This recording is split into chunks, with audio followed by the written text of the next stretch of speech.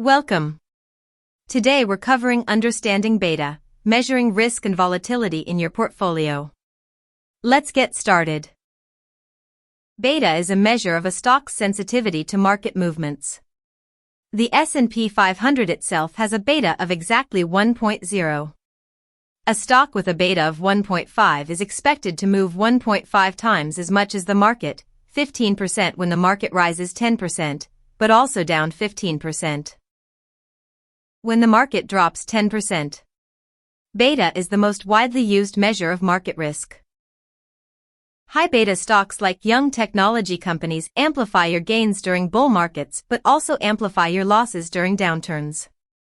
Low beta stocks like electric utilities tend to be more defensive. They don't soar in rallies, but they hold up much better when markets fall.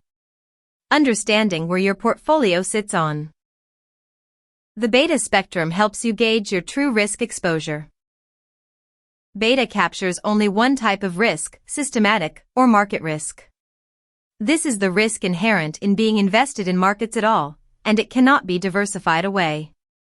Unsystematic risk is company-specific, a bad earnings report, a CEO scandal, a product recall.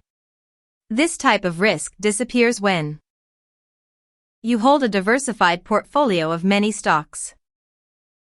Investors use beta to deliberately shape their portfolio's risk profile. If you're optimistic about markets, tilting toward higher beta stocks amplifies your upside.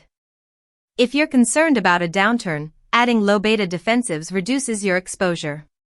Monitoring your portfolio's overall beta helps ensure you're taking on the amount of risk you actually intend to. Beta is a useful tool but not a complete picture of risk.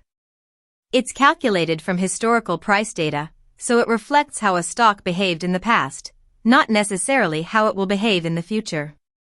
A stock can have low beta and still be fundamentally risky. Always combine beta analysis with an assessment of the company's financial health and business quality.